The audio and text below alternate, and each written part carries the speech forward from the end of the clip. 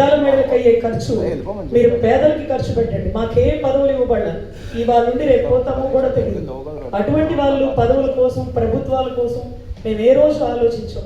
దయచేసి పేదలకి వైద్యాన్ని దూరం చేయకూడదు అంటూ నా అన్న కొడుదల పవన్ కళ్యాణ్ మనస్ఫూర్తిగా కోరుకుంటాను. నాకు ఈరోజు గుండెలో పేస్ మేకర్తో ఈరోజు కూడా పోరాడుతున్నా, ఆ రోజు పోరాడు. ఆ విషయం నీకు ఒక్కడికే తెలుసు అన్న. అనారోగ్యంతో ఉన్న ఏ బిడ్డ అయినా వైద్యం నారాయణ అని నారాయణని స్మరిస్తున్నప్పుడు మీలాంటి ప్రభుత్వాల్లో ఉండే గొప్ప వ్యక్తులు పేదలకి వైద్యాన్ని దూరం చేస్తే ఎలా అవుతారు? వైఎస్ఆర్ ఆరోగ్యశ్రీ ద్వారా డబ్బున్న వాడితో సరి సమానంగా ప్రతి పేదవాడు ట్రీట్మెంట్ తీసుకుంటున్నాడంటే ఆయన చనిపోయినా కూడా దేవుడయ్యాడు కదన్నా.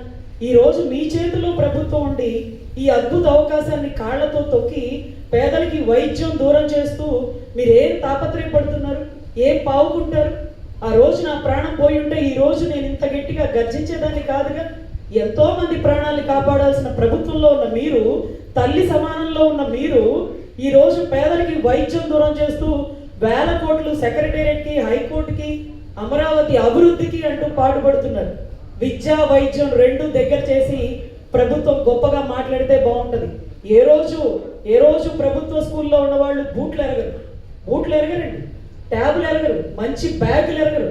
అలాంటివి అన్నీ దగ్గర చేసి మంచి రంగురంగుల కలర్ఫుల్ స్కూల్గా, అదే రకంగా డిజిటల్ విధానంతో ఈరోజు చదువుని పేదలకి అందించి ఈరోజు 100% మార్కులు వాళ్ళకొస్తుంటే పేర్లు మీరు చెప్పుకుంటున్నారు.